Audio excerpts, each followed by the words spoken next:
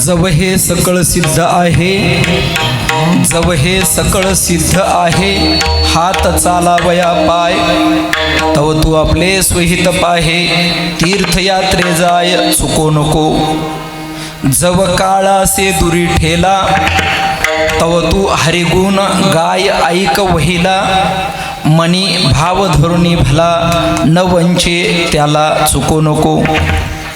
जोडोनी धन न घाली माती, ब्रह्मउंदे पूजनयती, सत्य आचरण दया भूती, करी सांगाती चुको नको.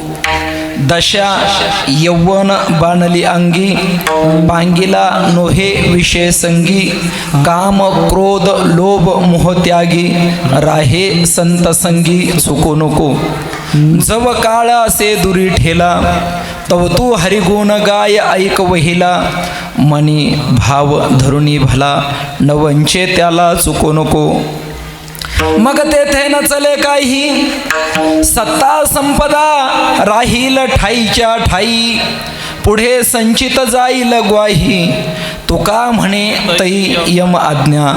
जव काळासे दुरी ठेला, तव तू हरिगुण गाय ऐक वहिला, मनी भाव धरुणी भला, न वंचे त्याला चुको नको. परमपुरुष शौरी पांडुरंग मुरारी, कमल नयन कान्हा गोपिका चित्तहरी, प्रकट निकट शोभे रुक्मिणी रम्यवामी, सदै धवल हसम विठ्ठल पांडुरंगा करू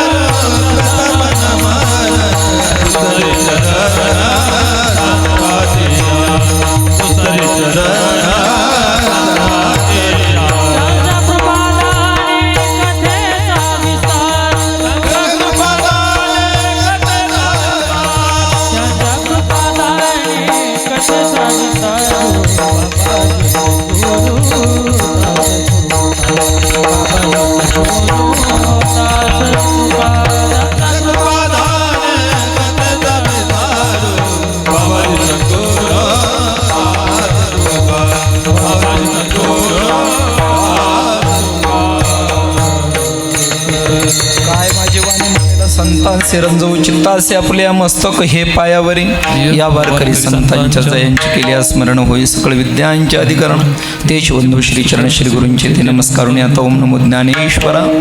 करुणा करा दयाळा तुमचा अनुग्रह लादलो, पावन झालो चराचरी. गजाननं भूत गणादि सेवितं कपित्थ जंबू फलचारु भक्षणं उमासुतं शोक विनाशकारकं, नमामि विघ्नेश्वर पाद पंकजं. नमस्ते शारदे देवी सरस्वती मतिप्रदे वसत्वमज भाग्रे सर्व विद्यां प्रदा. अतुलित बलधामं हेमशैलाभदेहं, धनुजवन कृशानुं ज्ञानेनामाग्रगण्यं, सकल गुणनिधानं वानराणामधीशं रघुपति प्रेभक्तं वातजातं नमामि. ओम मृत्युंजयाय रुद्राय नीलकंठाय शंभवे, अमृतेशाय शर्वाय महादेवाय ते नमः. सर्वमंगलमांगल्ये शिवे सर्वार्थसाधिके शरण्ये त्र्यंबके गौरी नारायणी नमोस्तुते. ओम नीलांजनं समाभासं रविपुत्रं यमाग्रजं, छायामर्तंड संभूतं तन्नमामि शनैश्वरं नर्मदायै नमो प्रातः नर्मदायै नमो निशिः नमस्ते नर्मदे देवी त्राहि मां भवसागरात् नमस्ते गोदावरी देवी त्राहि मां भवसागरात् नमो सद्गुरु तुकया ज्ञानदीपा नमो सद्गुरु सच्चिदानंद रूपा नमो सद्गुरु भक्त कल्याणमूर्ती नमो सद्गुरु भास्करा पूर्ण कीर्ती सेवेला सेवक झालो, सेवक झालो,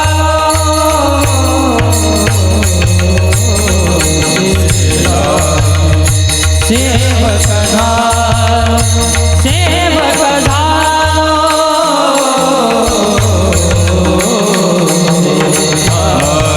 सेवक झालो, सेवक झालो,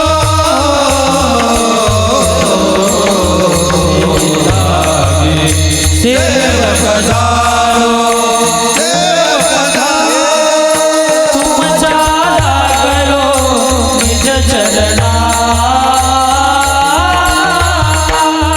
तुमच्या लागलो निज चरणा, निज चरणा, तुकया देवा, तुकया देवा,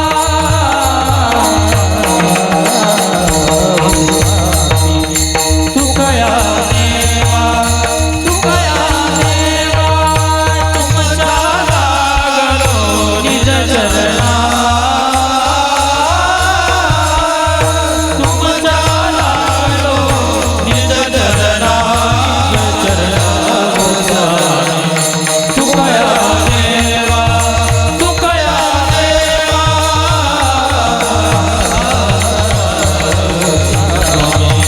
तुकया देवा, तुकया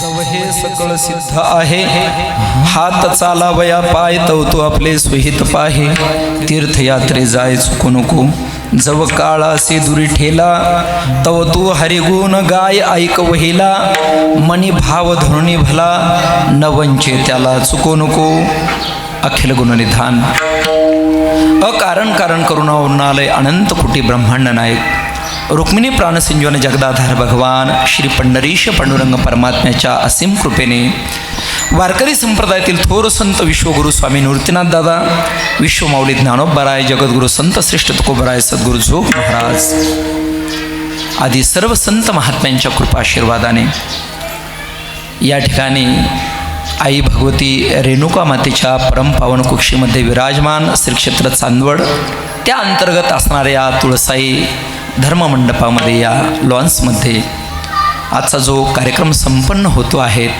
तो माऊंद्याचा कार्यक्रम आहे. तदनिमित्ताने सेवेकरता निवडलेला अभंग देहूचे सुप्रसिद्ध साधू वैराग्यमूर्ती महाराष्ट्रभूषण अनंत कृपा विभूषित शब्दप्रभू श्रीमंत श्री जगद्गुरु तुकोबराय यांचा 5 चरणाचा अत्यंत महत्त्वाचा आणि मानवी जीवनामध्ये आल्यानंतर हिताच्या दृष्टिकोनातून विचार करत असताना काय काय करावं आणि ह्या गोष्टी जर नाही केल्या नको त्या गोष्टी आपण आपल्या जीवनामध्ये जर केल्या तर त्याचा परिणाम काय होतो याचं चिंतन करणारा अतिशय समर्पक अशा पद्धतीचा हा अभंग. विठ्ठल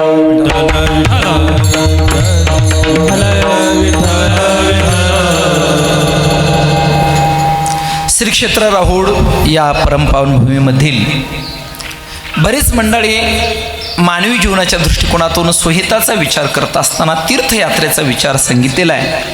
म्हणून या सर्व मंडळींनी तीर्थयात्रा केलेली आहे.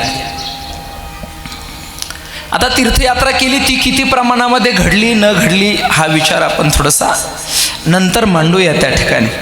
परंतु ठीक आहे, ज्याला लोक तीर्थयात्रा म्हणतात सद्य कालखंडामध्ये या पद्धतीनं या लोकांनी ही यात्रा केलेली आहे. आणि अशा असणाऱ्या यात्रेची परिपूर्णता, या असणाऱ्या यात्रेची सांगता ही आपल्या असणाऱ्या भागीरथी मातेच्या जलाच्या पूजनाने केली जाते. हा एक मुद्दा असतो.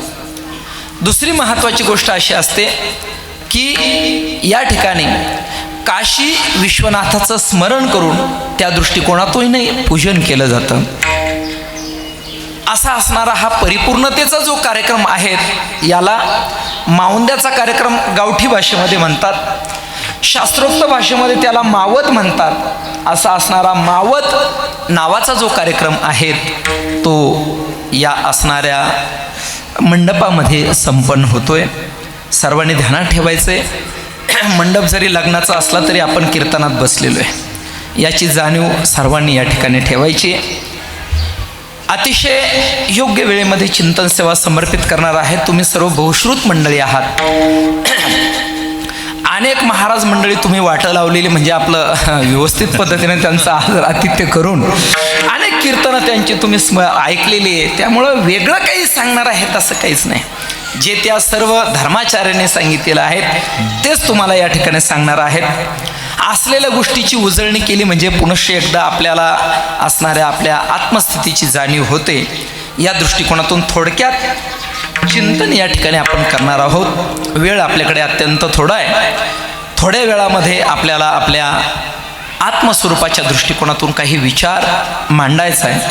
तीर्थाच्या दृष्टिकोनातून विचार मांडायचा आहे. यात्रेच्या दृष्टिकोनातून विचार मांडायचा आहे. मावत शब्दाच्या दृष्टिकोनातून विचार मांडायचा आहे. जे जाऊन आले त्यांना या ठिकाणी धन्यवाद आहेत, परंतु जे आत्तापर्यंत यात्रेला गेले नसतील, जे तीर्थाला गेलेले नसतील, त्यांना कळावं तीर्थ म्हणजे काय, यात्रा म्हणजे काय, ती कशी करावी, म्हणजे आपल्या जीवनामध्ये परिपूर्ण अशा पद्धतीची फलश्रुती आपल्या जीवनात पडेल हा विचार मांडण्याचा प्रयत्न करणारे. जसं पहा या ठिकाणी कीर्तनाला आल्यानंतर मनोरंजन व्हावं का पुण्य आपल्या पदरात पडावं? काय वाटतं तुम्हाला? पुण्य आपल्या पदरात पडावं, बरोबर आहे का नाही? कीर्तनाला आल्यानंतर मनोरंजन होण्यापेक्षा, टाइमपास होण्यापेक्षा आपल्या जीवनामध्ये पुण्य पडावं. ते पुण्यसुद्धा जयामध्ये नारायण शुद्ध पुण्य ते एक, असं शुद्ध पुण्य आपल्या पदरात पडावं. आणि सज्जनो, हिताच्या बाबतीमध्ये जसं तीर्थयात्रेचा विचार मांडलेला आहे तसं कीर्तन हा सुद्धा आपल्या आत्महिताच्या दृष्टिकोनातून असलेला अत्युच्च अशा पद्धतीचा सिद्धांत आहे. आणि म्हणून या कीर्तनाच्या दृष्टिकोनातून कुठल्याही प्रकारचा अपसिद्धांत न होऊ देता त्या पुण्याचे आपण भागी बनावे, ते पुण्य आपल्या पदरामध्ये पडावं आणि आपलं अगदीच ऐहिक आणि पारलौकिक अशा पद्धतीचं कल्याण आपल्या जीवनात व्हावं या दृष्टिकोनातून चिंतन मांडण्याचा प्रयत्न करणार आहे. विठ्ठल विठ्ठल. कार्यक्रमाचं निमंत्रण राहुडकरांनी दिलेलं आहे. त्यांनी आमचे परमार्थप्रेमी हरिभक्तीपरायण आबा महाराज यांनी पण मला या ठिकाणी हे निमंत्रण दिलेलं आहे. सर्वांचं असणारं हे निमंत्रण आणि अतिशय चांगल्या गावामधील तुम्ही सुसंस्कृत मंडळी, तुमच्या सगळ्यांच्या चरणारविंदी या ठिकाणी दंडवत करतो आणि सेवेला प्रारंभ करतो. विठ्ठल विठ्ठल.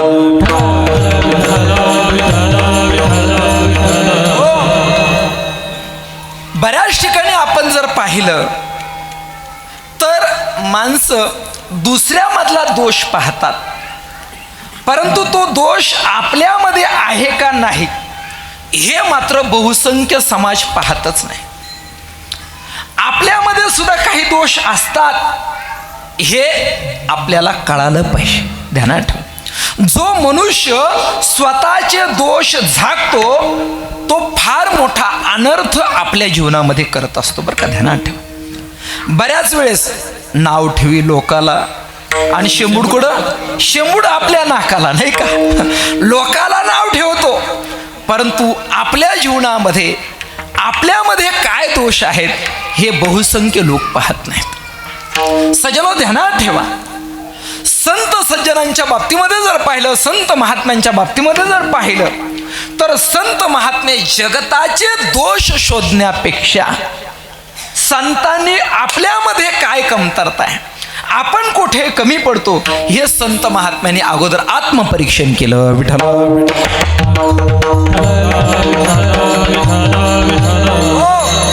आज कीर्तनामध्ये प्रबोधन करणारी मंडळी कंबर बांधून जगताला उपदेश करतात, परंतु जो उपदेश जगताला करतात त्या उपदेशापासून स्वतः तेच वंचित राहतात, बरं का? हे फार मोठं दुर्दैव आहे. हे फार मोठं दुर्दैव आहे. आणि त्यामुळेच, त्या गोष्टीमुळेच जे सांगतात त्यांचा प्रभाव जगावरती पडत नाही. ध्यानात ठेवा. संत महात्म्याने अगोदर आपल्यामधले दोष शोधले आणि ते दोष काय केले, काढून टाकण्याचा प्रयत्न केला. तुकोबरा सांगतात, मी तव अनाथ अपराधी, मी तव अनाथ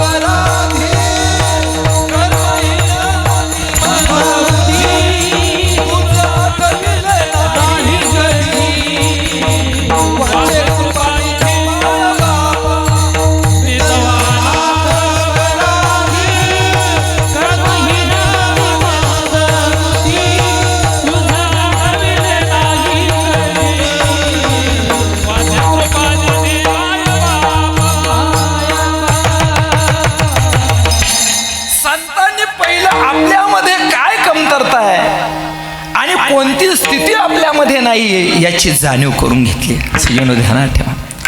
आणि म्हणून तुकोबरायांनी साधकीय भूमिकेतून मार्गक्रमण करत असताना आपण कोणत्या कोणत्या ठिकाणी कमी पडलो नाही का. काही ठिकाणी तुकोबरा सांगतात, कर्म करण्याचं ज्ञान माझ्या जीवनामध्ये आहे. काही ठिकाणी तुकोबरा सांगतात की कर्म करण्याचं ज्ञान नसल्यामुळं मी पांगळा आहे आणि खऱ्या अर्थाने आत्महिताचं ज्ञान नसल्यामुळं मी आंधळा आहे.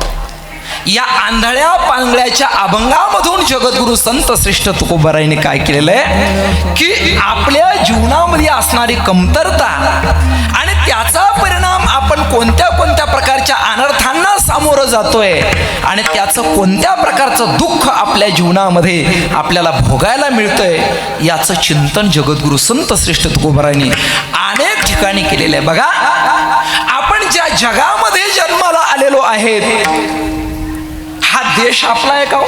हा देश आपला नाही. हे जे शरीर आहे, हे शरीर आपलं आहे का? नाही, आपलं नाही. मग एवढं सजवतो का? 4-4 वेळेस आरशात का पाहतो? नाही. कळतंय शरीर आपलं नाही, परंतु तरी सुद्धा त्याला सजवण्यामध्ये वेळ घालवतो नाही का. 4-4 वेळेस त्या ठिकाणी आरशामध्ये पाहतो. रोज उठून जरी सांगितलेलं असेल, बाबांनो देश वेचनो हे माझा,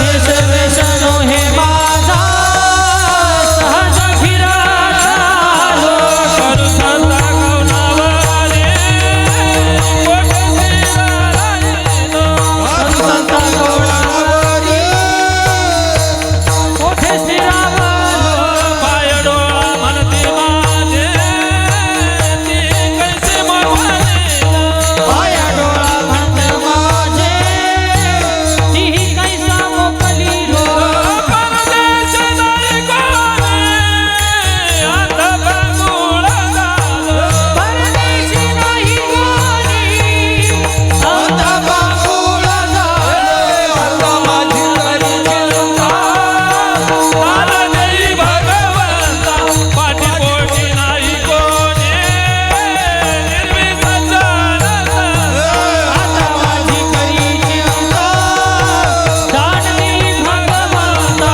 पाठीपोटी नाही कोणी, निर्विघ्न चालता. एकदम समर्पक प्रमाण दिलं महाराज. आणि खऱ्या अर्थाने ही मंडळी जोपर्यंत आहे तोपर्यंतच काकडा जिवंत आहे बरं का. पुढच्या पिढीमध्ये काकडा होईल का नाही काही सांगता येत नाहीत नाही का. चला देश वेशनो हे माझा सहज फिरता आलो करू सत्ता कौनावरी कोठे स्थिर राहिलो पाय डोळे म्हणता माझे तेही कैसा मोकलिलो परदेशी नाही कोणी अंध पांगुळ झालो आता माझी करी चिंता दान देई भगवंता पाठीपोटी नाही कोणी निर्वी सज्जन संता सज्जनो ज्या जगामध्ये आपण आलेलो आहे ज्या लोकांमध्ये आपण आलेलो आहे इथं तुका म्हणे इह लोकेच्या व्यवहारे नळे डोळे धुरे भरून राहो या इह लोकामध्ये आल्यानंतर या भ्रमात राहू नका का इथं आपण शाश्वत राहणार एक दिवस आपल्याला हा लोक सोडायचा याची तयारी आपल्याला करायची सजून याची तयारी आपल्याला करायची एक उदाहरण सांगतो भजन करा विठ्ठल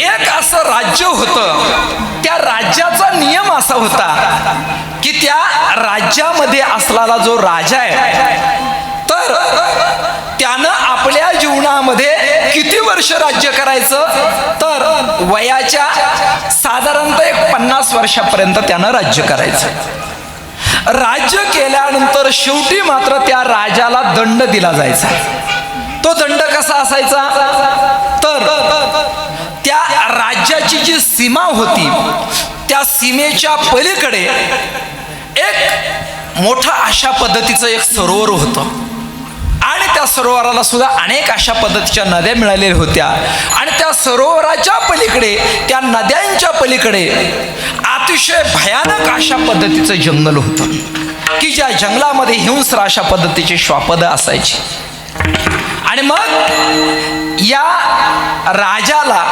म्हणजे जो राजा अगदीच त्या ठिकाणी त्याचं असणारं पद त्याला सोडावं लागेल त्या कालखंडामध्ये सगळे लोक काय करायचे वाजत गाजत त्याला त्या सीमेपर्यंत घेऊन जायचे आणि गेल्यानंतर एका नावेमध्ये बसून आणि त्याला त्या असणाऱ्या सरोवराच्या पलीकडे त्या असणाऱ्या नद्यांच्या पलीकडे जे घनदाट जंगल होतं त्या जंगलामध्ये त्याला काय करायचे सोडून द्यायचे राजाला जोपर्यंत राज्यकारभार आपल्या हातात आहे तोपर्यंत मात्र आनंद वाटायचा पण जसजशी 50 जवळ यायची आणि पदाची ज्यावेळेस निवृत्ती करावी लागणार आहेत याचं स्मरण व्हायचं तसं तसं त्याला काय व्हायचा थरका फुटायचा आतापर्यंत असे अनेक राजे त्या गादीवरती बसले आणि त्यांची याच पद्धतीनं काय झाली दशा झाली परंतु एक राजा मात्र त्या राज्य गादीवरती बसल्यानंतर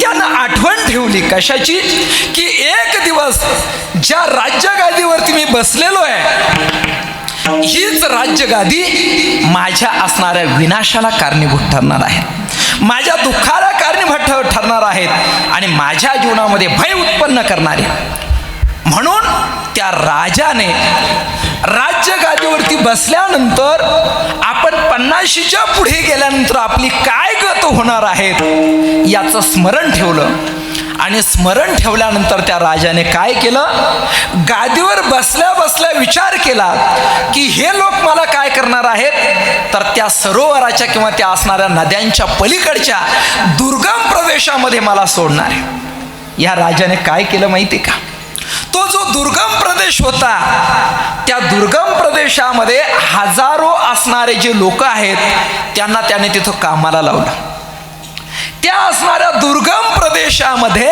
राजाने जाऊन पहिले जे चुकीचे काटेरी झाडं होते ते सगळे तोडायला लावले चांगल्या पद्धतीचे झाडं तिथं ठेवले त्याच्यानंतर काही असणारा प्रदेश त्याच्यामधलं जंगल साफ केलं तिथं सुंदर पद्धतीचा एक महाल तयार करून ठेवला त्या महालाच्या अवतीभोवती सुंदर पद्धतीचं असणारं त्या ठिकाणचं कंपाऊंड त्याने तयार करून ठेवलं तिथं असणारे जे हिंस्र श्वापद आहेत तर त्या हिंस्र श्वापदांचा सुद्धा बंदोबस्त करून ठेवला त्यांना सुद्धा सुंदर पद्धतीचे त्या ठिकाणचे असणारे म्हणजे त्याला सुद्धा कंपाऊंड मारून ठेवलं अशा पद्धतीनं ते असणारं जे जंगल आहेत तर त्या जंगलामध्ये राजाने काय केलं स्वर्गासारख्या पद्धतीचं सुंदर पद्धतीचं वातावरण तयार केलं आता बघा वयाची जसजशी 50 जवळ यायला लागली, त्याच्या आतमध्ये राजाने काय केलं, ज्या दुर्गम प्रदेशामध्ये त्याला जायचंय त्याच प्रदेशामध्ये सुंदर पद्धतीचं उपवन तयार करून ठेवलं. आता राजाला 50 नंतर त्या जंगलात जाण्याची भीती वाटेल का? जाण्याची भीती वाटणार नाही. कारण का? त्याने त्या जंगलामध्ये असणारी जी भीती होती, त्या जंगलामध्ये असणारे जे क्लेश होते, त्या जंगलामध्ये असणारी जी दुर्गमता होती, ती त्याने काय केली, 50च्या आतमध्येच राज्यगादीवरती असताना काय केली, दूर करून ठेवली.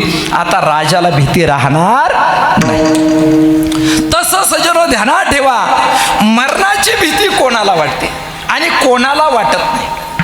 तर मरणाची भीती त्याला वाटते ज्याने या शरीररूपी राज्यगादीवरती असताना उत्मात केला. बरोबर आहे का नाही? या शरीराचा दुरुपयोग केला, आपल्या जीवनामध्ये फक्त केवळ झोपा घेतल्या, त्याला मरणाची भीती आहे.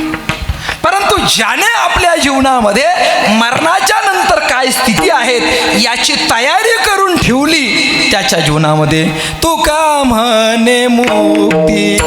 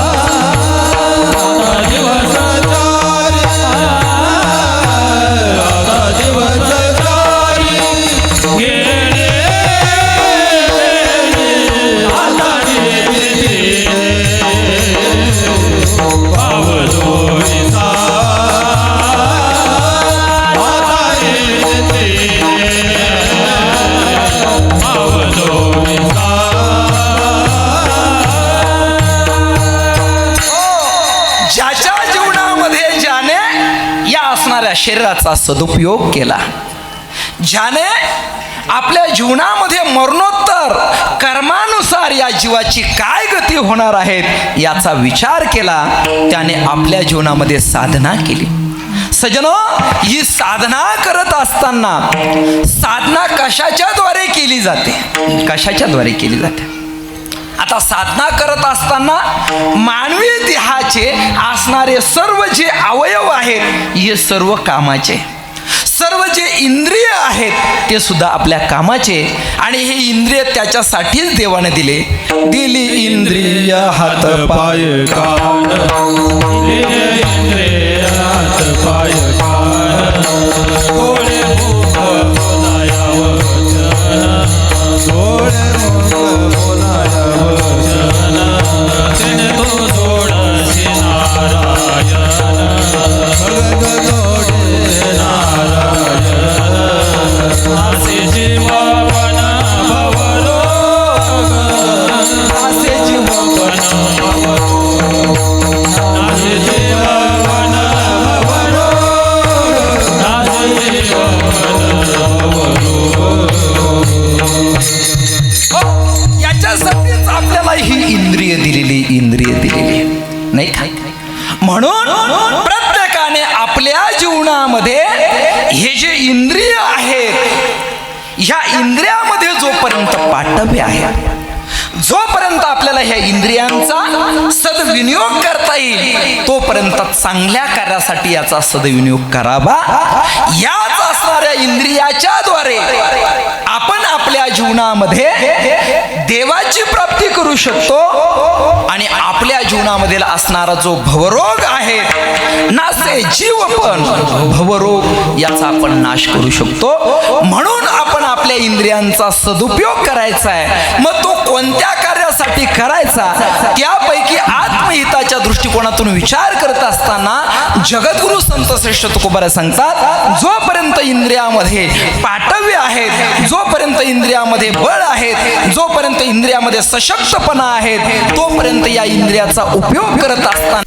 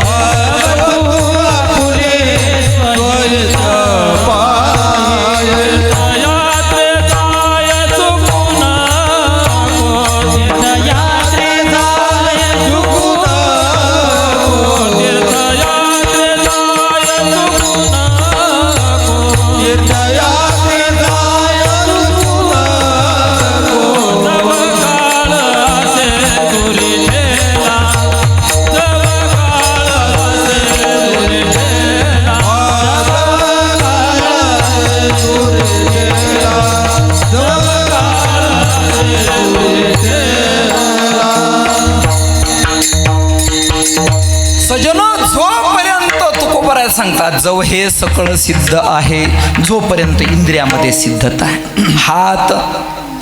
हातामध्ये सिद्धता आहे, पायामध्ये चालण्यासाठी काय आहे, सिद्धता आहे. सजनो ध्यानात ठेवा, यात्रा करत असताना पूर्वीच्या कालखंडामधली यात्रा ती महत्वाची मानली जायची की जी यात्रा पदयात्रा असायची. बरं, नाथ बाबा सांगतात, पायी तीर्थयात्रा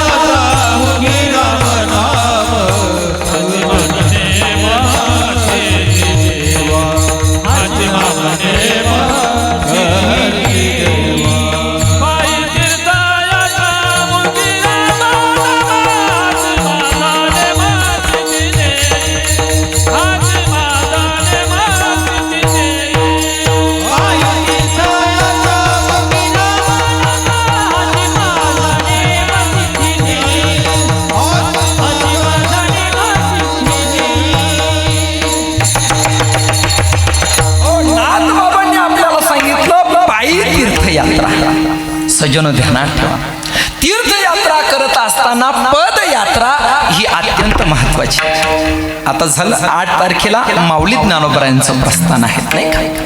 पंढरपूरच्या दिशेनं माऊली ज्ञानोबरायांचं प्रस्थान आहे. त्या ठिकाणी सजनो तुकोबरा सांगतात, पंढरीशी जा रे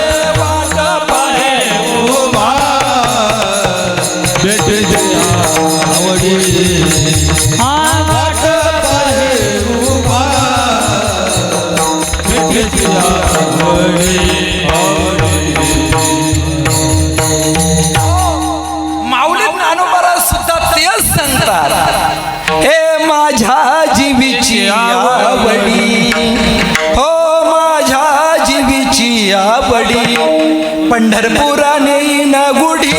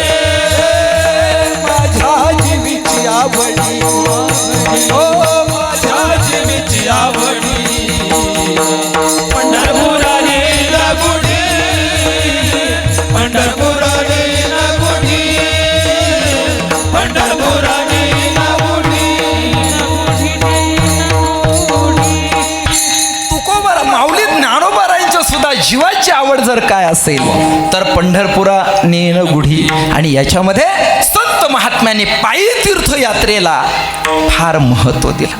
म्हणून चालावया पाय, पायामध्ये जोपर्यंत सिद्धता आहे तोपर्यंत आपण काय करा, पायाने तीर्थयात्रा करा. सजवून ध्यानात ठेवा. पायाने केलेल्या तीर्थयात्रेचं महत्त्व सांगतो तुम्हाला. खूप सुंदर अभंग आहे. मार्गी चालता पाऊला पाऊली, चिंता विमाऊली पांडुरंग, सर्व सुख लागे घेऊन या पाठी, आवडीचा कंठी रस होती. सजवून ध्यानात ठेवा. हा पंढरीश पांडुरंग परमात्मा ज्यावेळेस प्रत्येक पाऊलाने तुम्ही पंढरपूरच्या दिशेनं चालतात त्यावेळी तो पंढरीश पांडुरंग परमात्मा जर चिंतनात्मक पद्धतीनं आपण जर पायाने ती तीर्थयात्रा करत असेल तर काय करतो, अगदीच आपल्या पाठीशी तो उभा राहतो. आपल्या कंठामध्ये अगदी सुंदर पद्धतीचा असणारा तो जो काही आनंदाचा जो रस आहे तो आपल्या कंठात होतो. याचा अर्थ असा आहे की आपल्या याच असणाऱ्या कंठामधून आपण जे भजन करतो त्या भजनाच्या द्वारे असणारा अगदीच आत्मस्वरूपापर्यंत पोहोचणारा तो आवडीचा रस काय करत असतो, आपल्या कंठात ओतत असतो. त्याच्यात आपल्याला आनंद येत असतो. सजनो ध्यानात ठेवा. असं वर्णन केलेले वाराणसी एक मासा, वाराणसीच्या वाटेवरती 1 महिनाभर चालल्याचं पुण्य याच असणाऱ्या जवळच्या नांदूर मध्यमेश्वर सारख्या ठिकाणी असणारी जी गोदावरी गंगा आहे, गोदावरी 1 दिवसा, त्या गोदावरीकडे जर समजा नाही रोज जमलं तुम्हाला, नाही आठवड्यातून जमलं तुम्हाला, तरी सुद्धा किमान 15 दिवसामधून असणारी 1 एकादशी प्रत्येकाने आपल्या जीवनामध्ये वारी करावी, आपल्या घरून निघावं. अरे आपलं खूप मोठं सद्भाग्य आहे. आपल्याला भागीरथी मातेचं विशेषत्व वाटतं, आपल्याला नर्मदा मातेचं विशेषत्व वाटतं. अरे जे विशेषत्व तिथं आहे तेच इथं आपल्या जवळ आहे, तेच आपल्याला त्र्यंबकेश्वरला आहे, तेच आपल्याला नांदूर मध्यमेश्वरला आहे. परंतु जवळच्याची किंमत मात्र आपल्याला कळत नाही. तशी स्थिती आहे. म्हणून 1 महिना त्या काशी विश्वनाथाच्या असणाऱ्या काशीच्या वाटेवर चालण्याचं पुण्य जर तुम्ही पायी फक्त गोदावरी गंगेच्या दिशेनं 1 दिवस जर चालले तर तेवढं पुण्य तुमच्या पदरात पडतं. आणि याच्या पुढे पंढरी 1 पाऊल परियसा ऐसा ठसा नामाचा. पंढरपूरच्या वाटेवरती जात असताना पाऊल टाकायचा आणि पाऊल टाकल्यानंतर रामकृष्ण हरी म्हणायचं, नाहीतर विठ्ठल नामाचं नामस्मरण करायचं, नाहीतर राम नामाचं नामस्मरण करायचं, नाहीतर भगवान शिवाचं नामस्मरण करायचं. एकाच पाऊलामध्ये वाराणसीच्या वाटेवरती 1 महिना चालल्याचं पुण्य एका पावलात आपल्याला प्राप्त होतं. म्हणून पायी तीर्थयात्रेचं खूप महत्व आहे. बघा, प्रदक्षिणेचं सुद्धा महत्व सांगितलेलं आहे. यानी कानीच पापानी जन्मांतर कृतानीच तानी तानी प्रणशंती प्रदक्षिणा पदे पदे. आपण जन्मजन्मांतरामध्ये केलेलं जे पातक आहेत ते पातक पायी तीर्थयात्रेमध्ये असेल किंवा प्रदक्षिणेमध्ये असेल, एका पावलामध्ये ते पातक आपलं काय होत असतं, नष्ट होत असतं. म्हणून पायाने तीर्थयात्रा ही अत्यंत महत्त्वाची बाबत आहे. आता पूर्वीच्या कालखंडामध्ये आता हे सगळं शक्य नाही बुवा आपल्याला पायी तीर्थयात्रा करणं. पूर्वी तर असं काशीला गेला का लोक म्हणतात परत येईल का नाही, नाही का, म्हणजे लोकांना शंका वाटायची. नर्मदा मातेच्या परिक्रमेला गेला का लोकांना शंका वाटायची, आता याचं काही खरं नाही. परंतु तरी सुद्धा लोक पूर्वीच्या कालखंडात अशी यात्रा करायची. पण काळाच्या ओघामध्ये जसजशी सुधारणा व्हायला लागली, जसजसे लोक डिजिटल व्हायला लागले, नाही का, लोक आता डिजिटल व्हायला लागले. आपली वारी सुद्धा खूप डिजिटल झालेली आहे त्या ठिकाणी, नाही का. लोक बघा इथून पंढरपुराला जातात, घरी झोपाच घेतात महाराज, आणि तिथं सुद्धा एअर कंडिशनच रूम करतात. तिथं गेल्यानंतर सुद्धा एअर कंडिशनच रूम पाहिजे प्रत्येकाला त्या ठिकाणी, अगदीच म्हणजे थोडं सुद्धा काही त्रास व्हायला नको, नाही का. सजनो, काळाच्या ओघामध्ये या असणाऱ्या लक्झरियसपणामुळं, आरामशीरपणामुळं आपण आपल्या आत्महितापासून आता दूर चाललेलो आहे. ध्यानात ठेवा.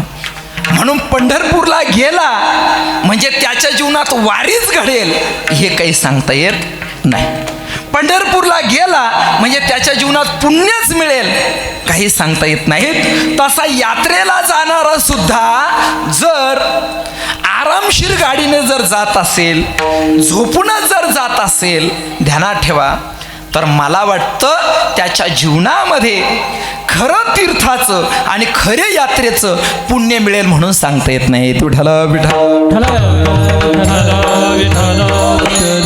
पहिल्या दिवशी त्या महाराजाला हाच धाक राहतो नाही का, काय ह्या लोकांना बसवायचं कुठं नाही का, काय काय बाबा हे बघा आमचा पहिला नंबर तुमच्याकडे लावलेला आहे, आम्हाला हेच सीट मिळालं पाहिजे, तेच सीट मिळालं पाहिजे. नंतर 10-5 सीटं कमी पडतात, मग लोक म्हणतात बाबा हे बघा आम्ही आमच्या म्हातारीला पाठवतो पण सीट कोणतं द्यायचं 1 नंबर. आता त्या बाबाला असा प्रश्न पडतो ना, त्यांना भरावं तर 10 लोक गाडीत कमी जातात, बरोबर आहे का नाही, त्यांना भरावं तर घरच्यांनी सांगितलं तर का बाबा तुम्ही बोलले होते ना पुढं, म्हणजे यक्ष प्रश्न त्या महाराजाच्या समोर उभा राहतो.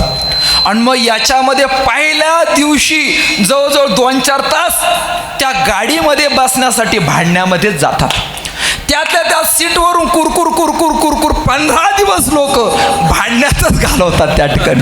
आणि नंतर कुठंतरी यात्रेमध्ये आनंद यायला लागतो, हातपाय कुरकुर करायला लागतात, सांधे दुखायला लागतात, बिजागऱ्या त्या ठिकाणी ढिल्ल्या होऊन जातात. मग ते म्हणतात बाबा लवकर घ्या बरं घराकडं, लवकर घराकडे घ्या. सांगा यात्रेचा आपल्याला काय आनंद मिळतो?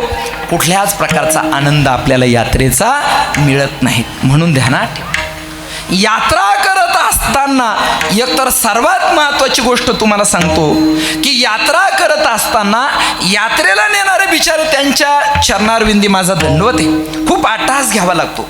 मी पण 4-2 यात्रा केल्या, लोकांना घेऊन केल्या त्या ठिकाणी. आता मला कोणी लाख नाही 10 लाख रुपये जरी दिले तरी मी ते यात्रा बित्रात या भानगडीत पडत नाही. आपलं काम नाही त्या ठिकाणी, कारण का ते आपल्याला ते आवडत नाहीत, यात्रेच्या पद्धती पण आवडत नाहीत, लोकांच्या आचाराची पद्धत पण आवडत नाहीत.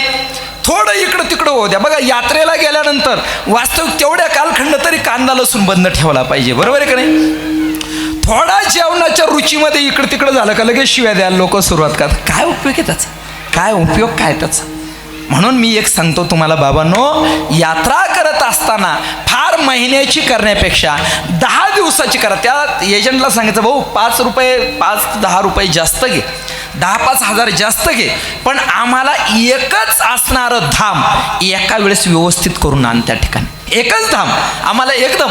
हे बघा ना, रात्रीच्या गाड्या चालून दिवसाच्या गाड्या चालू त्या ठिकाणी त्या एजंटलाही काही कळत नाही, यांनाही काही कळत नाही, काय त्याचा उपयोग आहे सज्जन त्यांना. म्हणून जरा सावधानता बाळगा बरं का. का सांगतो याचं कारण सांगतो.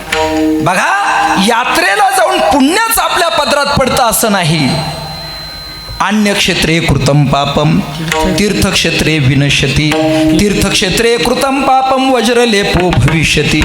अन्य क्षेत्रामध्ये केलेल्या पापाचं क्षालन तीर्थक्षेत्रात होतं, आणि तीर्थक्षेत्रामध्ये जर आपल्याकडून पाप झालं तर त्याचा वज्रलेप होत असतो बरं का. नामासे विन्मुख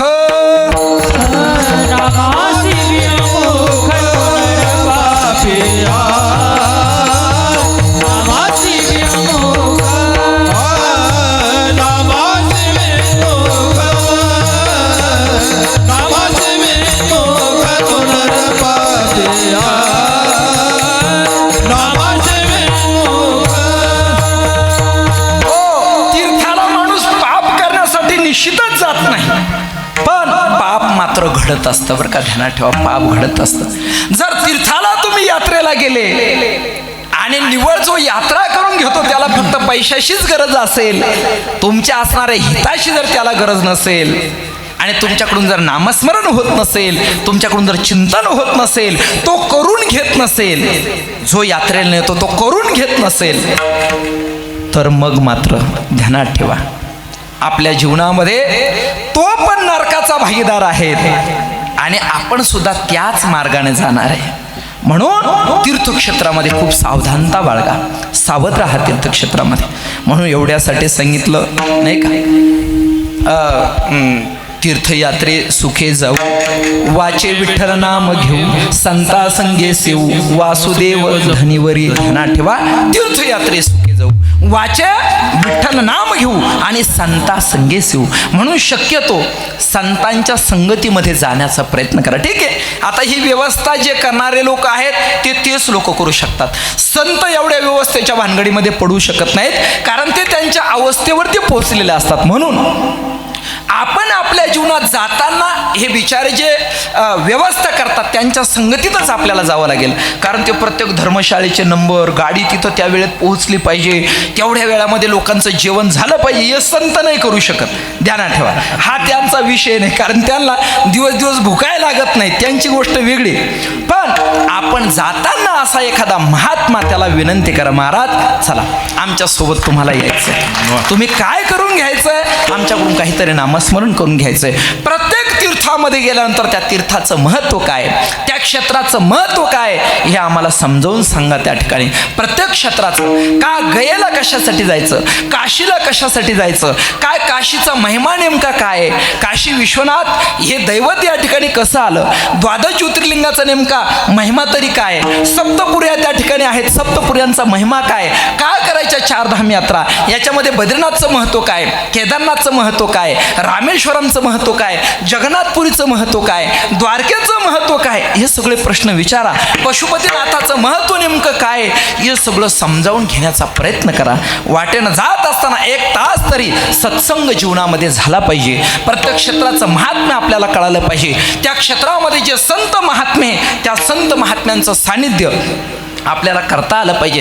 एखाद्या ठिकाणी आपण गेलो नाही, एखाद्या देवाचं दर्शन झालं तरी चालेल, पण निश्चित एका क्षेत्रामध्ये असणारा एक जो साधू आहेत, त्या साधूचं काय झालं पाहिजे, आपल्याला दर्शन झालं पाहिजे. सज्जनो ध्यानात ठेवा, साधू संत महात्मे जे आहेत ते तीर्थक्षेत्राचा आश्रय करून राहतात.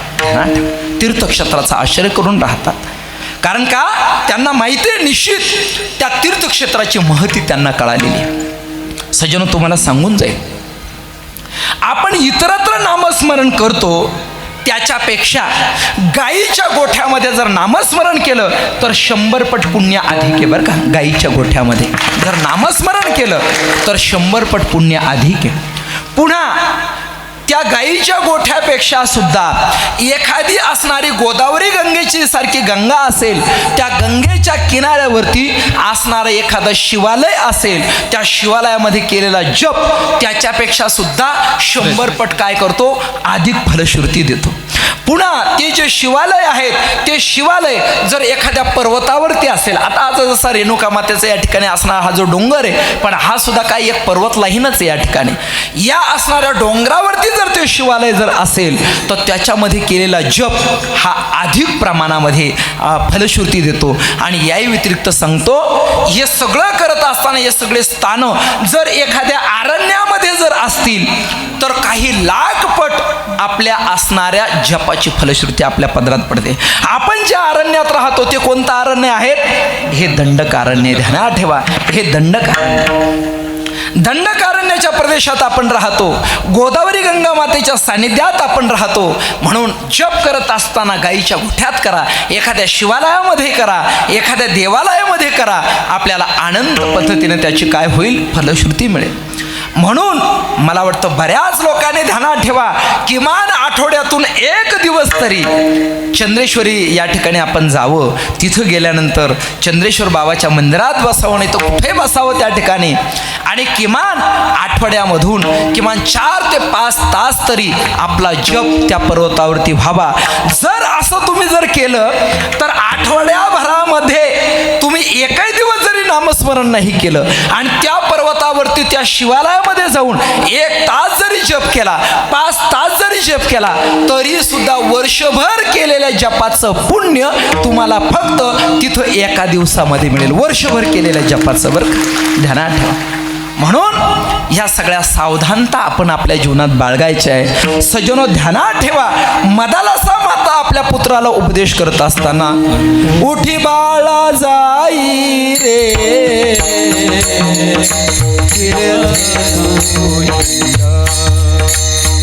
उठी बाळा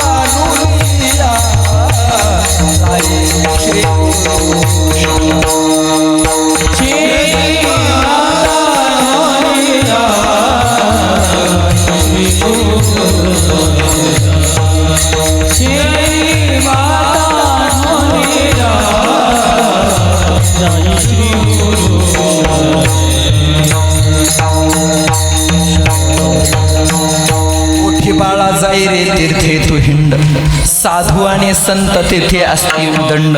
तया माझी आत्मज्ञानी, तया माझी आत्मज्ञानी, जो का न बोले वितंड, तो तू गुरु करीतो तुझ बुझवील प्रचंड. अर्थात तीर्थाला जायचंय आणि यात्रेला जायचंय.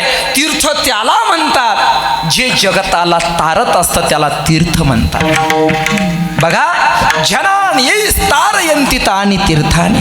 आणि म्हणून तुकोबाराय त्याला प्रणाम करतात. नमो तीर्थ पंथे चालती तयास, नमो तीर्थ पंथे चालती तयास, नमो तीर्थ पंथे चालती तयास, नमो तीर्थ पंथे चालती तयास. येती त्याशी गोळविती त्या नमो, येती त्याशी गोळविती तया नमो. नमो तीर्थ पंथे चालती तयास, नमो तीर्थ पंथे चालती तयास. येती त्याशी गोळविती त्या नमो, येती त्याशी गोळविती तया नमो. नमो तीर्थ पंथे चालती तयास, नमो तीर्थ पंथे चालती तयासी. सज्जनो, त्या पंथाला म्हणजे त्या पावलांना जगद्गुरु तुकोबाराय नमन करतात की जी पावलं तीर्थाच्या दिशेनं चाललेली. आता पहा, तीर्थ तीर्थ म्हणजे केवळ या असणाऱ्या पृथ्वीवरचं तीर्थ यालाच तीर्थ म्हटलेलं नाही. म्हणून तीर्थाचे दोन प्रकार करत असताना एक भौम तीर्थ आहे आणि एक चिद तीर्थ आहे. भौम तीर्थ म्हणजे या ठिकाणी असणारं पृथ्वी तलावरचं तीर्थ, त्याला म्हणायचं भौम तीर्थ. आणि चिद तीर्थ कोणाला म्हणायचं, तर चिद तीर्थामध्ये प्रथम तीर्थ जर कोण असेल तर आपले आई आणि आपले वडील, याला काय म्हणायचं, चिद तीर्थ म्हणायचं. ध्यानात ठेवा. लोक पंढरपूरला जातात, परंतु पंढरपूरला जात असताना कोणाच्या दर्शनाला आपण जातो, तर पांडुरंगाच्या दर्शनाला आपण जातो. बरोबर आहे का नाही? मग तो पांडुरंग परमात्मा पंढरपूरला आला कसा, नाही का? पुंडलिकाच्या भावार्था, पुंडलिकाच्या पुंडलिका भावार्था, पुंडलिका भावार्था. झाला येता गोकुळ, झाला येता गोकुळ, झाला येता. भक्ता घ्या घ्या आता म्हणत असे, निज प्रेम भक्ती भक्ता आता घ्या घ्या म्हणत असे. निज प्रेम भक्ती गणा, निज प्रेम भक्ती गणा. पुंडलिकाच्या भावार्था, गोकुळी उनी झाला येता निज प्रेम भक्ती भक्ता घ्या घ्या आता म्हणत असे. पुंडलिकाचा भावार्थ जाणून तो पांडुरंग परमात्मा पंढरपूरला आलेला आहे. मग आता ध्यानात ठेवा, जर तो भगवान परमात्मा पुंडलिक रायासाठी आला, पुंडलिक रायासाठी नाही, पुंडलिक रायाने आपल्या आईवडिलांची जी सेवा केली त्या सेवेसाठी तो भगवान परमात्मा माया बाप केवळ काशी, माया बाप केवळ काशी. माया बाप केवळ काशी, माया बाप केवळ काशी. तेने न न जावे तीर्था, जावे तीर्थासे. सज्जनो, ध्यानात ठेवा. आता जाणून पुंडलिक रायांची आईवडिलांची केलेली सेवा, त्या सेवेचं महत्त्व जाऊन पंढरपूरला आलेलं आहे. मग एक सांगतो महत्त्वाची भूमिका, ध्यानात ठेवा.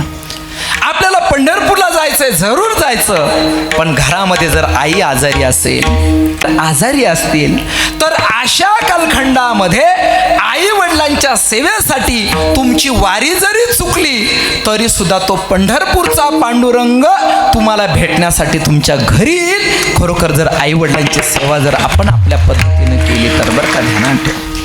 आणि म्हणून ध्यानात ठेवा, सर्व तीर्थामध्ये श्रेष्ठ तीर्थ जर कोण असेल, सकळ तीर्थांची धुरी जे का माता पितरे तये सेवेसी कीर शरीरे लोण कीजे. त्या असणाऱ्या आई वडिलांच्या सेवेसाठी आपलं शरीर काय करायचंय, अर्पण करायचं. एक तुम्हाला घडलेला प्रसंग सांगतो, भजन करा विठ्ठल. आम्ही 2005 साली जी पहिली नर्मदा मातेची परिक्रमा केली, ती पायी परिक्रमा करत असताना आमच्याबरोबर एक वाघेला नावाचं एक व्यक्तिमत्व आम्हाला भेटलं. एक शब्द खोटा सांगत नाहीत बरं का. ते व्यक्तिमत्व आम्हाला वारीमध्ये भेटलं, म्हणजे त्या पायी यात्रेत भेटलं. आणि भेटल्यानंतर आम्ही त्यांच्यासोबत जवळजवळ 1 ते 1.5 महिना आम्ही त्यांच्यासोबत चाललो. सजनो, त्यावेळेस त्या व्यक्तीचं म्हणजे हातपाय असे थरथर करत होते. एकदम वृद्ध झालेली व्यक्ती ती मी पाहिली, एकदम वृद्ध झाली. मग त्यांना आम्ही सहज एक दिवस विचारलं, का तुम्ही एवढे लेट का आले. त्यावेळेस त्यांनी आम्हाला एकच सांगितलं. ते म्हटले, महाराज जी देखो बोले, मैं इतना परिक्रमा में आने के लिए मुझे देर क्यों हुई. त्यांनी ओरिजिनल घटना सांगितली. ते म्हटले, माझी आई ही अत्यंत आजारी होती. मला बऱ्याच दिवसापासून वाटायचं नर्मदा मातेची परिक्रमा करावी, परंतु मी ठरवलं होतं जोपर्यंत माझी आई जिवंत आहेत आणि जोपर्यंत तिला माझ्या सेवेची गरज आहे तोपर्यंत मी नर्मदा मातेची परिक्रमाही करणार नाही आणि कुठल्याच तीर्थाची परिक्रमा किंवा त्या ठिकाणी तीर्थाला जाणार नाही. आता माझी आई शांत झाली. तिचा सगळ्या प्रकारचा असणारा वर्ष श्राद्धाधिक सगळा विधी मी माझ्या जीवनात केला आणि मगच मी काय झालेलो आहे, नर्मदा मातेच्या परिक्रमेला आलो बरं का. ध्यानात ठेवा. आता पुढची गोष्ट सांगतो. ती व्यक्ती ज्या वेळेस आम्हाला भेटली, या असणाऱ्या व्यास गादीवरती मी उभा आहे, या असणाऱ्या नारदांच्या गादीवरती उभा आहे. एक शब्द तुम्हाला खोटा सांगत नाहीत त्या ठिकाणी. सजनो, तीच व्यक्ती त्यावेळेस हातपाय थरथर करत होते, चालताना खूप त्रास होत होता आणि ती व्यक्ती जवळजवळ 75% वृद्ध दिसत होती त्या ठिकाणी.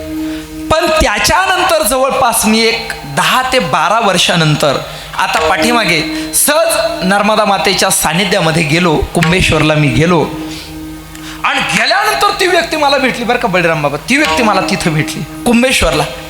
तुम्हाला खोटं नाही सांगत, ती व्यक्ती अगदीच मला भेटल्यानंतर केस त्यांचे दाढीचे पांढरे होते, हे सगळ्या गोष्टी होत्या, पण इतकी सशक्त आणि स्ट्रॉंग ती व्यक्ती मला पाहायला मिळेल, इतकी सशक्त. अरे मला आश्चर्य वाटलं, ज्या व्यक्तीला रस्त्याने चालणं मुश्किल होतं आणि ती व्यक्ती एवढी. अरे म्हटलं, वाघेला जे कहा से आए हो. आणि मग त्याने सांगितलं, असं अशा याच्यासाठी मी आलो, दर्शनाला इथं आलो. सजनो, ध्यानात ठेवा, आई वडिलांच्या सेवेच्या द्वारे असं पुण्य आपल्या पदरात पडतं की आपला उद्धार तर होतच होतो, पण मनुष्याला पुन्हा चिर तरुण अवस्था सुद्धा आई वडिलांच्या सेवेनं प्राप्त होत असते. ध्यानात ठेवा, पुन्हा मनुष्य तरुण होऊ शकतो आई वडिलांच्या सेवेच्या द्वारे बरं का. ही ताकद आहे, ही शक्ती आहे. म्हणून सकळ तीर्थांचे धुरे जे का माता पितरे, हे पहिलं असणारं चिद तीर्थ जर कोणतं असेल तर ते आई आणि वडील आहे. म्हणून एक करा. रोज उठल्यानंतर आपल्या आई वडिलांचं दर्शन करा आणि आई वडिलांना एक प्रदक्षिणा करा. तुम्हाला सांगतो, जो रोज उठून आई वडिलांचं दर्शन करील आणि आई वडिलांना प्रदक्षिणा करील, पृथ्वी प्रदक्षिणेचं पुण्य त्याला घर बसल्या घरी मिळेल त्या ठिकाणी बरं का. ध्यानात ठेवा, घर बसल्या घरी मिळेल. सजनो, हे पहिलं तीर्थ आहे, याला चिद तीर्थ म्हणायचं. आणि दुसरे चिद तीर्थ जर कोणते असतील तर ते संत महात्मे.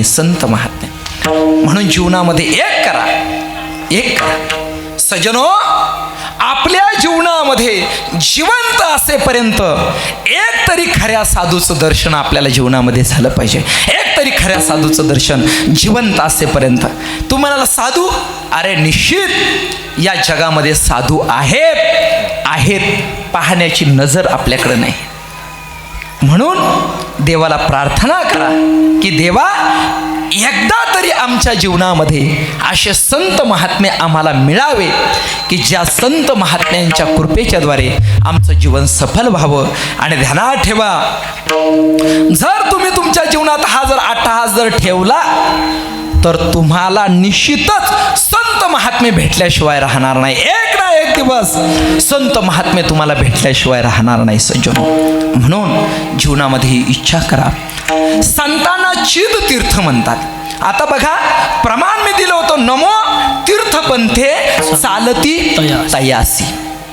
तीर्थपंथे म्हणजे त्या ठिकाणी तीर्थाच्या मार्गाने ज्यांची असणारी पावलं चालतात त्यांना तुकोबराय करतात, काय करतात, नमन करतात. एवढंच नाही तर त्याला जे बोळवतात म्हणजे त्याची बोळवण करतात. एखादा जर समजा यदा कदाचित यात्रेला निघाला तर यात्रेला जाणाऱ्यासाठी आपण काय करावं, आपली असणारी संपत्ती, एखाद्या यात्रेला एखादा जण पायी चालला आणि पायी जात असताना कदाचित जर आपल्याला त्या यात्रेला जाणं शक्य नाही पायी, आणि जो त्या यात्रेला जाईल त्याला जात असताना जर तुम्ही 2 पैशाचा निधी जर त्याला जर दिला, पहा बरं का, देवोनिया मोल धाडावे तीर्थासी, नेदावे चोराशी चंद्रबळ ध्यानात ठेवा.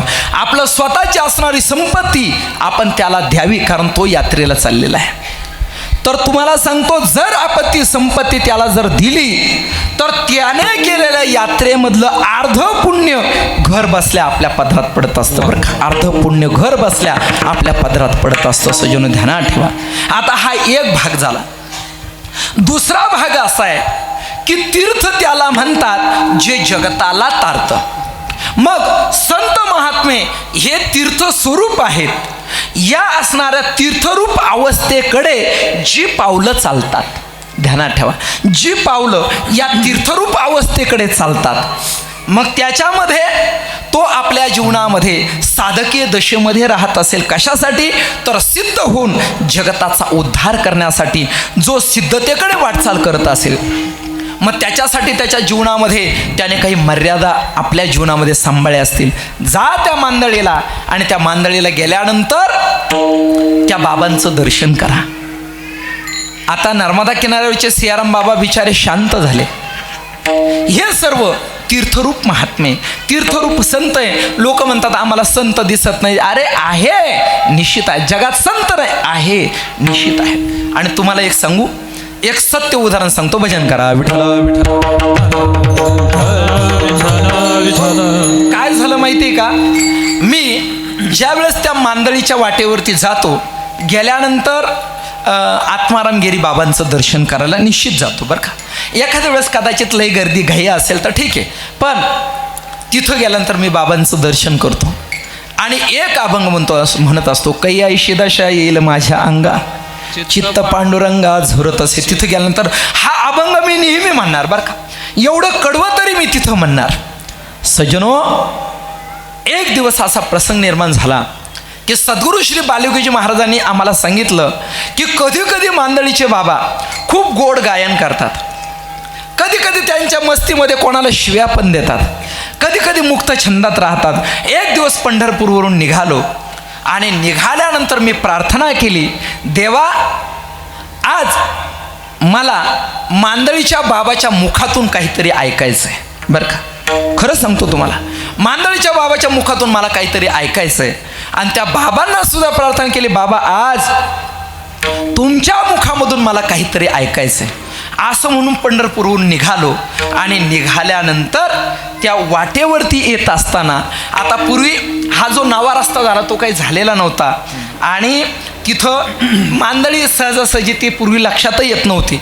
त्यावेळेस ते गुगल फिगल काही एवढं मला चालवता येत नव्हतं आणि काही अजूनही जमत नाही. पण बरोबर तिथं गेलो आणि पंढरपूरहून येताना 1 किलोमीटर अलीकडं असा ओबड खोबड अक्षरामध्ये एक दगड तिथं होता आणि त्याच्यावरती लिहिलं होतं मांदळी 1 किलोमीटर बरं का. तिथं गेलो, बरोबर बोर्ड दिसला आणि दिसल्यानंतर मी मांदळीच्या बाबांच्या दर्शनाला गेलो. दर्शनाला गेल्यानंतर मी त्या लाईनीमध्ये उभा राहिलो. बरीच गर्दी होती आणि त्या गर्दीत मी उभा राहिलो. उभा राहिल्यानंतर बरोबर बाबांच्या समोर गेलो बरं का. एक शब्द खोटा सांगत नाही. मी बाबांच्या समोर गेलो आणि बाबांनी बोलायला सुरुवात केली. बाबांनी बोलायला सुरुवात केली. पहा बरं का, संत महात्म्यांना आपल्या अंतकरणात काय चाललेलं आहे निश्चित ते योगी स्वरूपाला प्राप्त झाल्यामुळं संतांना निश्चित करतं फक्त अट्टहास पाहिजे. मी बाबांच्या समोर गेलो आणि बाबांनी बोलायला सुरुवात केली. एक महिला आली आणि आल्यानंतर ती महिला मला म्हणे, बाबा तुमच्याशी बोलतायत का? मी मनात म्हटलो ते माझ्याशीच बोलतायत बरं का. मी शांत उभा राहिलो. जवळजवळ 10 ते 15 मिनिट मी तिथं उभं राहिलो आणि बाबा बोलत होते. काय बोलत होते मला काही कळत नव्हतं, पण बाबा बोलत होते. आणि सजनो 10-15 मिनिटानंतर एक जण आले तिथं आणि आल्यानंतर म्हटले, बाबा तुमचं काम झालं ना? त्यांनी मला खडी साखर आणि नारळ दिलं. म्हटले आता या. सजनो काय आजही पण संत महात्मे आहेत या विश्वामध्ये. केवळ आपल्याला दृष्टीने जरी त्यांचं दर्शन जरी झालं बरं का, ध्यानात ठेवा, केवळ दृष्टीने जरी त्यांचं दर्शन झालं तरी आपलं जीवन पुनीत आहे, तरी आपलं जीवन काय आहे? पावन आहे. पुन्हा एक प्रसंग सांगतो. एक दिवस मी पंढरपूरहून आलो आणि आल्यानंतर नेमकं पंढरपूरला जाताना तिथं बारी लागत असते आणि तिथं बऱ्याच समाध्या आहे. एक समाधी होती, तिला कंपाऊंड होतं आणि म्हणून मी काय केलं, तिथं असणारा जो नोकर होता त्या नोकराला म्हटलं मला त्या समाधीचं दर्शन करायचं आहे. म्हटलं जाता येईल का तिथं? ते म्हटलं जाता येईल. तो नोकर आला आणि आल्यानंतर त्या नोकरानं काय केलं, ते असणारं बॅरियर जे होतं तर ते त्या ठिकाणचं असणारं ते खोललं. म्हणजे असा एक असणारा एक लोखंडी पाईप लावलं होतं, खोलला. मी तिथं गेलो आणि तिथं गेल्यानंतर दर्शन केलं त्या समाधीचं. पुन्हा तोच नोकर माझ्याकडे आला, सिक्युरिटी गार्ड. तो म्हटला, बाबा तुम्हाला बाबाचं हात लावून दर्शन करायचं आहे का? अरे बापरे, मला तर इतका आनंद झाला की ज्या महात्म्याला स्पर्श करणं अतिशय आपल्यासारख्याच्या दृष्टिकोनातून कठीण गोष्ट आहे, ती व्यक्ती मला म्हणली तुम्हाला बाबाचं हात लावून दर्शन करायचं. म्हटलं कोण टाळेल? मी त्याचं दर्शन घेतलं अगोदर. म्हटलं बाबा तू जर देत असेल दर्शन करून तर खऱ्या अर्थाने मी तुझा आयुष्यभर ऋणी राहील. तो गेला तिकडं. गेल्यानंतर तो पण 10-15 मिनटं आलाच नाही बरं का. पण मी म्हटलं जाऊ द्या, 1 तास का जाईना पण थांबायचंच इथं. 10-15 मिनटाने ती व्यक्ती आली.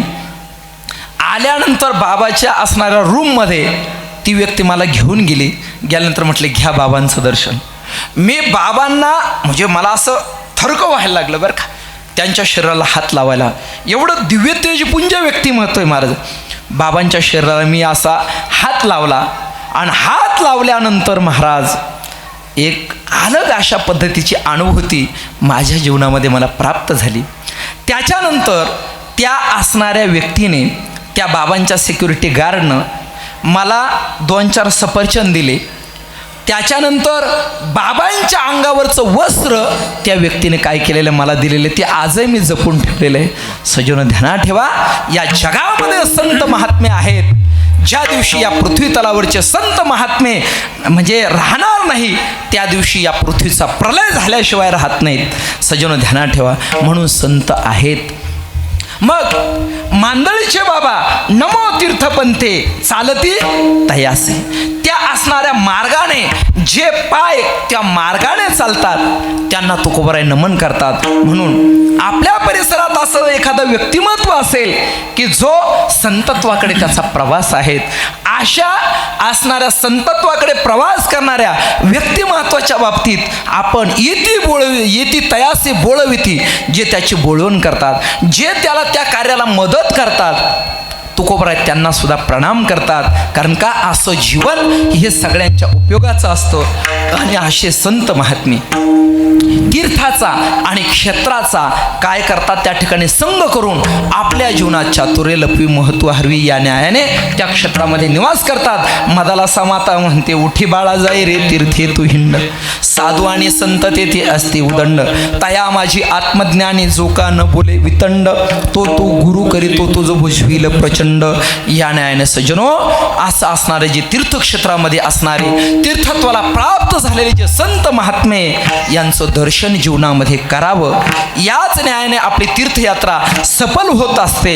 आणि म्हणून जव हे सकळ सिद्ध आहे, हात चालावया पाय तव तू आपले स्वीत पाय, तीर्थयात्रे जाय चुकू नको विठोबा.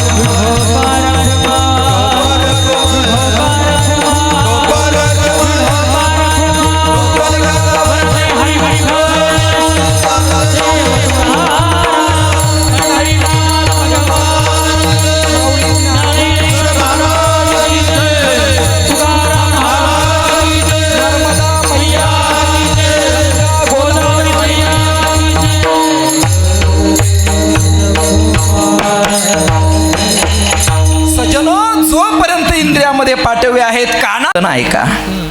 जोपर्यंत डोळ्याने व्यवस्थित दिसतं ज्ञानेश्वरी गाथा वाचा. जोपर्यंत तुमच्या हातात सत्ता आहे तोपर्यंत या हाताने दान धर्म करा. आणि दान धर्म करत असताना सर्वाभूती द्यावे अन्न. द्रव्य पात्र पाहून दान द्यायचंय, पण ते पात्र पाहून द्यायचंय. योग्य व्यक्तीला दान करायचं, अयोग्य व्यक्तीला दान करायचं नाही. ध्यानात ठेवा, अयोग्य व्यक्तीला दान करायचं नाही, योग्य व्यक्तीला दान करायचं. अयोग्य व्यक्तीला जर दान तुम्ही जर केलं, एखाद्याला तुम्ही दान केलं आणि ते पैसे जमून जर समजा त्याने एखादा पोल्ट्री फार्म टाकला, अर्ध पाप तुमच्या मस्तकावरती येईल. ध्यानात ठेवा. तेच केलेलं दान तुम्ही त्या ठिकाणी त्यानं एखादं जाळं आणलं, ते विणलं आणि त्याच्याद्वारे जर मासे धरले तर अर्ध पाप तुमच्या पदरात पडेल. म्हणून द्रव्य पात्र पाहून पहा बरं का. योग्य व्यक्तीलाच दान करा. एखादी व्यक्ती पुण्यक्षेत्रात राहते, केलं त्याला दान, वेश साधूचा घेतोय आणि त्या ठिकाणी दान केलं आणि तो जर जाऊन दारू पित असेल त्या ठिकाणी, तर तो 5 महापातकापैकी 1 महापातक करतो आणि त्याचं अर्ध पाप आपल्या पदरात पडत असतं. म्हणून अन्न देत असताना सगळ्यांना द्या, नाही का. एखादा मागत असेल, ए भाऊ ही केळी घे, या ठिकाणी सफरचंद घे, काय असेल, पण पैसे कोणालाही त्या ठिकाणी द्यायचे नाही. द्रव्य पात्र पाहून सांगितलं. सज्जनो ध्यानात ठेवा, जोपर्यंत तुमच्यामध्ये शक्ती आहेत, जोपर्यंत तुम्हाला स्वातंत्र्य आहे, तोपर्यंत दान करा. तसंच या इंद्रियामध्ये जोपर्यंत पाठव्य आहेत तोपर्यंत तीर्थयात्रे जाय, चुकू नको. तीर्थाला जा आणि यात्रेला जा. तीर्थ त्याला म्हणतात जे जगताला तारतात, यात्रा त्याला म्हणतात या आणि तरा, तिचं नाव यात्रा. जा आणि जातच राहा, तिचं नाव जत्रा. यात्रेत आणि जत्रेत फरक आहेत. आपण जातो यात्रेला पण तिची जत्रा करून टाकतो, नाही का. तिथं भानगडी तणगडी करतो, तिथं सुद्धा तोंडाची रुची आपली संपत नाहीत. ती जत्रा. तिथं गेल्यानंतर सुद्धा त्या गाडीला असं वाटतं बरं झालं इकडून जाताना त्या ठिकाणी असू द्या, लोकांकडे वळकुट्या राहतात, लोकांकडे खाण्यापिण्याचं अन्नधान्य राहतं, सगळं राहतं. निदान तिकडून येताना तरी ती गाडीला असं वाटतं की मला सुख मिळेल. पण एवढे लोक घोंगड्या बांगड्या खरेदी करतात का गाडीवरती मधी बसत नाही म्हणून कॅरियरवर टाकावं लागतं त्या ठिकाणी, कॅरियरवरती, नाही का. सजनो याला यात्रा म्हणत नाहीत. अरे जीवनामध्ये याच्यासाठी यात्रेला गेले नाही तुम्ही, गेल्यानंतर पुण्य संपादन करावं, तीर्थक्षेत्राचं महात्म्य जाणून घ्यावं. सजनो असं डोळे बंद केले, ओंकारेश्वर, नर्मदेश्वर, जालेश्वर, ममलेश्वर, शूलपाणेश्वर, मणिनागेश्वर, कार्तिकेय महादेव, अंकलेश्वर, कोटेश्वर, बिमलेश्वर, माहेश्वर, कालेश्वर, महाकालेश्वर, जनकेश्वर, गरुडेश्वर, कुंभेश्वर, हापेश्वर, सोमेश्वर, सगळं असं डोळ्यामध्ये असं साठवलं पाहिजे. मग अंथरुणावरती पडल्या पडल्या नर्मदा परिक्रमा, नाही का. अंथरुणा ओंकारेश्वरला गेलो, तिथून पुढं सियाराम बाबाकडे गेलो, तिथून पुढं लेपाच्या लालबाबाकडे गेलो, तिथून पुढे शूलपाणेश्वरच्या जंगलामध्ये आलो, शूलपाणेश्वरचं दर्शन केलं, रामानंद आश्रम, तपोवन आश्रम, त्याच्यानंतर गेलो हनुमंतेश्वरला गेलो, त्याच्यानंतर झगड्या गुमानदेवला गेलो, त्याच्यानंतर अंकलेश्वरला गेलो, त्याच्यानंतर झगड्या मडीच्या जगदीश बापूकडे गेलो, तिथून असणारं त्या ठिकाणचा बुलबुला कुंड पाहिला, तिथून गेल्यानंतर हनुमान टेकरी पाहिली, तिथून गेल्यानंतर नावेनं कटपूरला पार झालो किंवा गोपालदासजीकडे गेलो, त्या ठिकाणी असणारं त्या क्षेत्राचं हे केलं, दर्शन केलं. तिथून पुढं बिमलेश्वरला गेलो, नावडी पार झालो, तिथून गेल्यानंतर पंचकोशीची परिक्रमा केली, तिथून गेल्यानंतर नीलकंठ धामला गेलो, तिथून त्या ठिकाणी शुक्ल तीर्थाला गेलो, तिथून गेल्यानंतर काय असेल गरुडेश्वर वगैरे सगळं असं डोळ्यामध्ये असं साठवलं पाहिजे महाराज. भगवंताचं रूप असं डोळ्यामध्ये साठवलं पाहिजे त्या ठिकाणी. आणि मग घरी आल्यानंतर असं सगळं आपल्या डोळ्यासमोर ते असं उभं राहिलं पाहिजे. कीर्तनाला उभं राहत असताना सुद्धा या ठिकाणी जो पंचपदीला विना घेतो, सुंदर ते ध्यान म्हटल्यानंतर त्या पंचपदीला विना घेणाऱ्याचं लक्ष पंढरपूरच्या पांडुरंगाकडेच गेलं पाहिजे. त्या पांडुरंगाची मूर्ती ती पंचपदी घेणाऱ्याच्या अशी डोळ्यासमोर उभं राहिले पाहिजे. महाराजाने सुद्धा रूप पाहताचा अभंग घेतला तर पांडुरंगाचं रूप त्याच्या डोळ्यासमोर उभं राहिलं पाहिजे. आणि असं कीर्तन ज्या वेळेस होईल त्यावेळेस रंग भरे कीर्तनात प्रेमे हरिदासनाचं तिथे असे देव उभा जैशी समचरणाची शोभा. अरे कीर्तनात सुद्धा देव उभा राहतो. एक एक दिवस तो राहील. माझी तर प्रतिज्ञा आहे, एक दिवस माझ्या सुद्धा कीर्तनात मी पांडुरंगाला उभं करील आणि पांडुरंगाला नाचायला लावेल. त्या ठिकाणी प्रतिज्ञा आहे माझ्या जीवनामधली, राहिलाच पाहिजे तो. जर संतांच्या कीर्तनात तो उभा राहतो तर आपल्या का राहू नये. ठीक आहे, वेळ लागेल, त्याला अजून वेळ लागेल. एकाएकी ही गोष्ट होणार नाही, तेवढं पुण्य माझं नाही. अनंत जन्माचं पाप मनुष्याचं असतं, त्या पापामुळे खऱ्या परमार्थाकडे मनुष्य जात नाही, त्याला वेळ लागेल. पण प्रतिज्ञा करायला काय हरकत आहे सजनो, प्रतिज्ञा करायला काय हरकत आहे. आमचे निकम बाबा गायन करता येत नव्हतं बरं का, त्या ठिकाणी स्वर लागत नव्हता, तरी बाबा पेटी घेऊन बसायचे.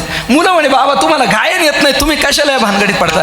ते म्हणतात अरे नाही या जन्मात जमलं, पुढच्या जन्मात का होईना मला गायन येईल त्या ठिकाणी, नाही का. म्हणून मी प्रयत्न करतोय. नाही या जन्मात झालं, पुढच्या जन्मात होईल, पण निश्चित त्या ठिकाणी होईल सज्जनो. म्हणून आपल्या जीवनामध्ये या सगळ्या प्रकारच्या गोष्टी आपण ध्यानात ठेवायच्या आहे. योग्य ठिकाणी सत्पात्री दान करावं. यात्रेची जत्रा आपण आपल्या जीवनात करू नये. गेल्यानंतर त्या असणाऱ्या दैवताचं स्वरूप आपण आपल्या डोळ्यामध्ये साठवावं. म्हणून सांगितलं तीर्थयात्रे जाय चुकू नको. तीर्थाला जा, यात्रेला जा. जव काळ असे दुरी ठेला, तो तू हरिगुण गाय ऐक वहिला एक दिवस. हे सगळं सोडायचं आहे. तो काळ जोपर्यंत दूर आहे तो तू हरिगुण गाय ऐक वहिला तातडी कर. मणी भाव धरुणी भला. पहा माऊली ज्ञानोबा सांगतात, तीर्थव्रती भाव धरिरी करुणा शांती दया पाहुणा. मणी भाव धरुणी भला. तीर्थी धोंडा पाणी देव रोकडा सज्जनी. आपल्याला तीर्थावरती गेल्यानंतर धोंडा आणि पाणी सोडून दुसरं काही दिसत नाही, आणि संत महात्म्याला देव सोडून दुसरं काही दिसत नाही त्या ठिकाणी. म्हणून मणी भाव धरुणी भला, न वंचे त्याला चुकू नको. पुन्हा सांगितलं जोडोनी धन. अरे धन कमव, पण न घाली माती, मातीमध्ये दडून ठेवू नको. काय कर, ब्रह्मवृंदे पूजन यती, सत्य आचरण दयाभूती करी सांगाती चुकू नको. दशा यवन बाणली अंगी, पांगिला नव्हे विषय संगी. सज्जनो, यवन दशेमध्ये हे जे इंद्रिय आहेत तर ते विषयाकडे जात असतात. म्हणून विषयाकडे जाणारी इंद्रिय त्यांना आवर घालून पायाने तीर्थयात्रा करा. तेच मन आपलं देवाकडे लावा.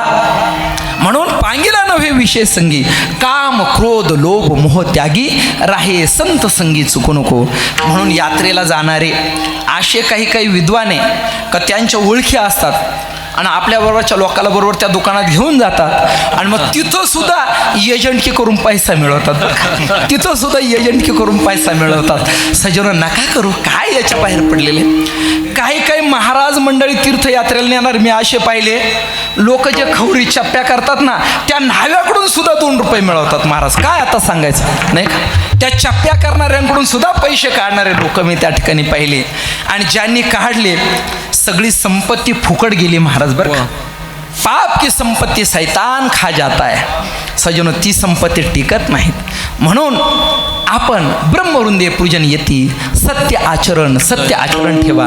दयाभूती, भूत मात्राविषयी दया, जे जे भेटे भूत ते मानिजे भगवंत या न्यायाने. सत्य आचरण दयाभूती करी सांगा ती चुकू नको. आणि हे जर सगळ्या गोष्टीला जर चुकला तर मग शेवटी आपल्याला यमाचा पाहुणा प्राणी होय. मग तिथं मारिती तोडीती झोडीती निष्ठूर यमाचे किंकर भूसात. आणि मग मात्र मग तेथे नचले काय, तेथे नचले काय, मग तेथे नचले काय, मग तेथे नचले काय.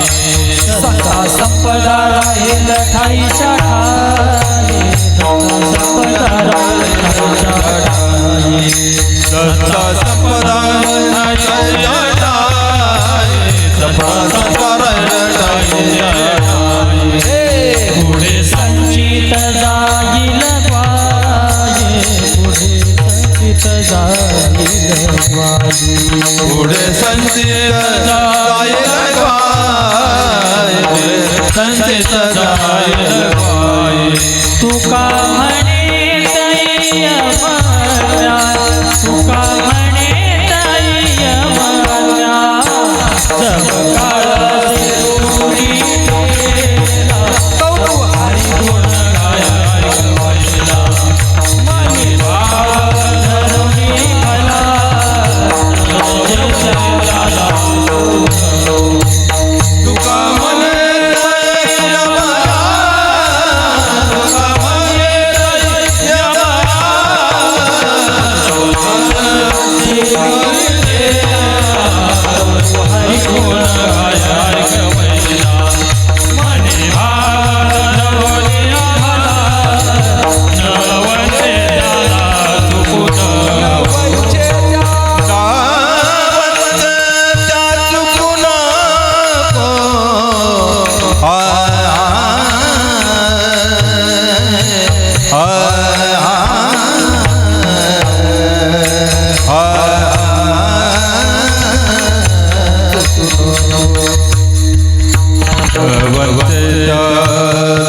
रसू नको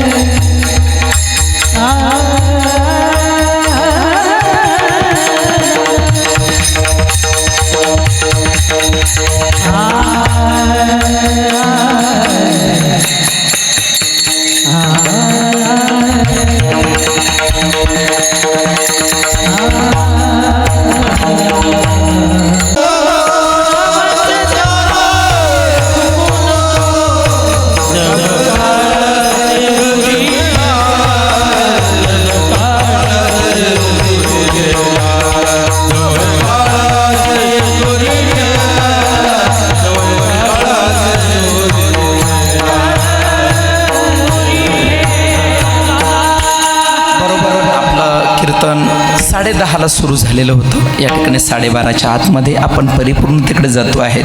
तुकोबरा सांगतात मग तेथे न चले काही सत्ता संपदा राहील ठाईच्या ठाई पुढे संचित जाईल ग्वाही तुका म्हणे तै यमाज्ञा. या दृष्टिकोनातून आपण जे कर्म करत असतो ते आपल्या संचितात जमा होत असतं आणि तेच आपल्याला पाप पुण्य या रीतीने भोगायला मिळतं. म्हणून योग्य पद्धतीचं कर्म तीर्थक्षेत्रामध्ये गेल्यानंतर करा, आपल्या जीवनामध्ये करा आणि त्याचं पुण्य आपल्या पदरामध्ये पाडून घ्या. आजच्या पवित्र दिवशी जे काही पूजन केलं जातं ते कोणाचं केलं जातं तर भागीरथी मातेचं. तुकोबरा त्या भागीरथी मातेचा गौरव करतात. भागीरथी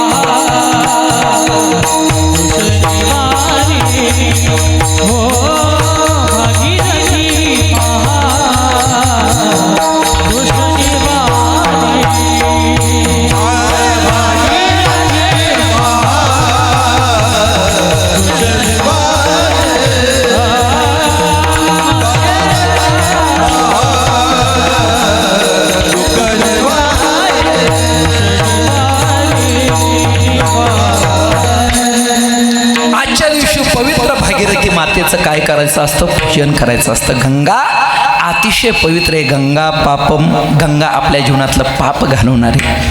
म्हणून भागीरथी मातेचं प्रमाण आलं का लगेच काशीच्या 84 घाटासह भागीरथी मातेचं दर्शन झालं पाहिजे. ऋषिकेशला मन गेलं पाहिजे, हरिद्वारला मन गेलं पाहिजे. गंगेच्या किनाऱ्यावरती गंगासागरला, जिथं कलकत्त्याच्या जवळ गंगासागरला गंगा मिळते, असं मन जाऊन पोचलं पाहिजे.